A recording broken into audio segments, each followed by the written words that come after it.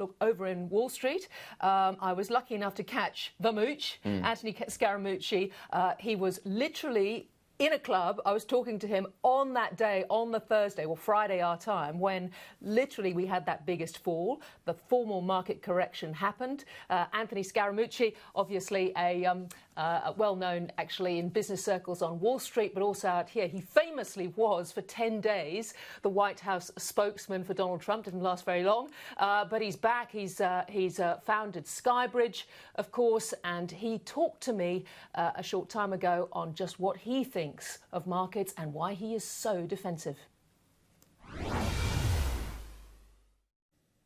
Anthony Scaramucci, great to talk. Now, we've seen these huge falls on markets. You say you've never been more defensive on equities. What specifically worries you?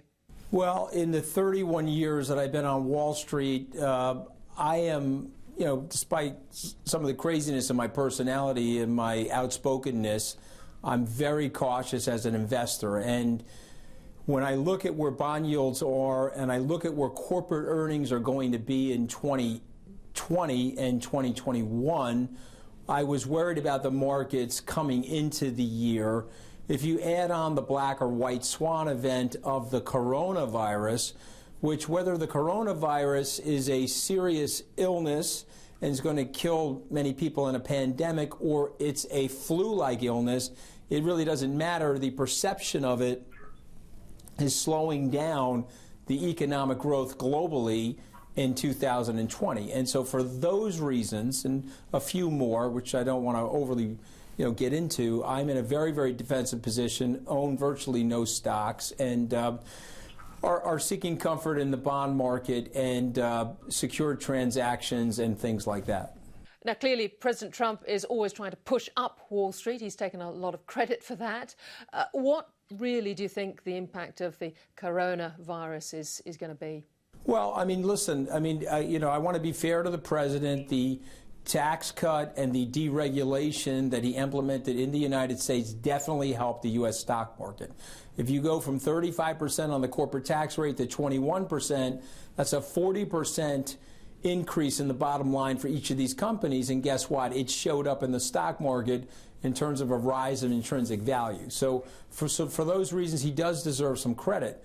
But I think where he's getting wrong right now is the assessment of the coronavirus. He may be correct that the coronavirus is nothing more than an aggressive flu that has a long-term incubation issues, which allows it to spread more quickly. But it'll ultimately become a non-event. That may be true. I'm certainly praying that that outcome is the correct one. But what is in fact happening is people's perceptions are changing. And I take you back to what John Maynard Keynes said about the markets. Keynes said about the markets, it's a beauty pageant. It's not for me to pick who I think is beautiful, but it's for me to understand who the other judges think are beautiful. And so the market right now has a perception problem. And you can see one of the big things going on in the U.S. market, the most liquid market in the world, it is actually not that liquid.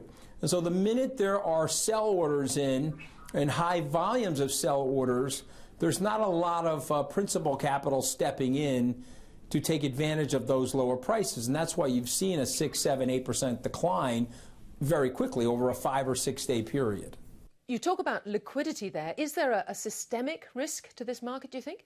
So I'm very worried about liquidity. I think somebody will look at this, an economic historian 10 or so years from now, and say, okay, wow, the Volcker rule actually had a way more dramatic effect on these markets than we originally anticipated. Certainly, just to remind people what that is, Paul Volcker told Barack Obama, take the proprietary capital away from the commercial and investment banks. Don't let them carry inventory overnight.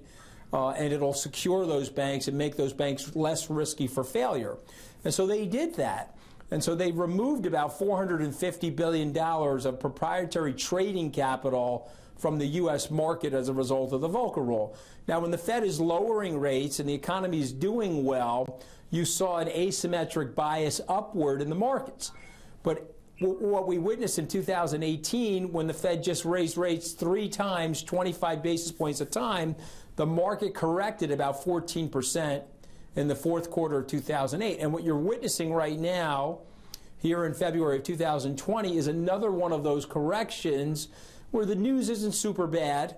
The coronavirus is obviously a little bit of a fear, but there should be a bid to those markets. The fact that that $450 billion from those proprietary trading desks is no longer in the market, you're watching the oscillation, you're watching the extreme volatility now taking place in these markets. And so I predict that the Fed will probably have to inject more liquidity here in order to stop the correction. And what about intervention by the Fed? Do you see the full technical correction happening? Well, it is happening. I mean, we're at the threshold now for the NASDAQ at roughly down 10%. You know, remember, we haven't had a correction of this type in about 30 months. Okay, that's a pretty long period of time in a bull market. So I do see a correction happening right now. And my guess is that if it's another 5 to 10% drop, I do think the Fed will take some near-term measures to try to assure people that there's enough liquidity in the markets. But yes, we're getting a correction. It shouldn't surprise us. Market participants like myself, over 31 years, the more surprising thing is that we really haven't had that many dramatic corrections over the last 5 years. So this is a well-anticipated, for market experts, a well-anticipated correction, and frankly one that I would say is a little bit overdue. And looking beyond the US, around the world, does any particular market concern you more than others? Well, unfortunately, you know, we're so globally interconnected. If the American market catches a cold, the emerging markets sometimes get pneumonia or something more severe than a cold. Certainly the Chinese are experiencing a slowdown in the economy, slowdown in commercial activity, disruption of the global supply chain as a result of the virus and, you know, the protests in Hong Kong and things like that. I do believe, as a contrarian, as markets get a little bit weaker, there will be a bounce of these markets. And so if you're looking for value or you're looking for opportunity, I do believe the Chinese marketplace will provide that because people will oversell it because of the fear that's in the marketplace right now. But I do, you know, I'm cautious. Certainly for the next 6 months, I'm going to maintain a pretty cautious position. We've had BlackRock's Larry Fink in town recently, and he talked about a concern over supply chains, businesses with too many eggs in one basket, particularly with China. Yeah, and I think that's correct. That's already started happening as a result of the tariff/trade war, and I think Larry's going to be correct about that. And I think one of the other things that we have to be cautious about, however, is that we've had a stampede into products like the BlackRock products of ETFs and these low-cost index trading. And so it's a very crowded trade. And so we have to just be super careful, because if everybody starts to move, if all the elephants leave the tent at the same time out of these index and ETF vehicles, there may not be the liquidity in those vehicles that we think there is. And so I would be cautious. The Duke University econometric department did a study on this stuff and said, you know, a big stampede over the 200-day volume, if you will, would cause a liquidity crisis in these markets. So we have to be worried about the supply chain, which is a fundamental thing related to the economy, but we also have to be worried about the liquidity aspects in the market, because everybody seems to be crowded into the same securities. And Anthony, this of course is an election year in the US. Can anyone beat Donald Trump? This week you said that there's a Bernie Sanders virus in the market as well as a coronavirus.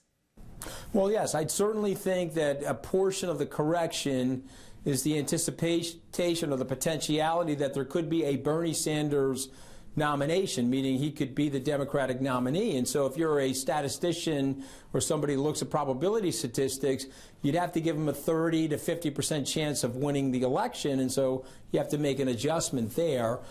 There's one person for sure that can beat Donald Trump, and that is Donald Trump. He has a self-destructive streak in his personality, and despite being cautioned by advisors to tweet less and be more of a cheerleader for the American economy and the global growth, he is got very high levels of antagonism in his personality. That's a big turnoff to a lot of people, especially suburban women. If you look at the gender gap right now that the president is facing, he has about a 23.5% gender gap. His team knows, I know, it's going to be very hard to win that election if that gap stays where it is. Now, if Bernie Sanders wins that nomination, I would suspect that that gap will close. If Joe Biden or Mike Bloomberg wins that nomination, that will be a daunting task for the Trump team to close that gap. So we're sitting here now. I would caution people in 2016 when I worked for President Trump, everybody told me no chance Hillary Clinton's going to be the 45th president. And now I'm sitting here 4 years later and people are saying, okay, no chance Donald Trump wins a resounding reelection. But I think our markets, which are experiencing extreme situations, our weather patterns, which are experiencing extreme situations. I think we have an extreme situation in the American political climate as well. And I would caution people to not overly weigh the certainty of a Trump victory, because we're 260 days out from the election. And in Trump world, that's like 500 years. So anything could happen. And so, yes, it's his election to lose, but he may very well lose it. We should not factor him in at 100% at this moment.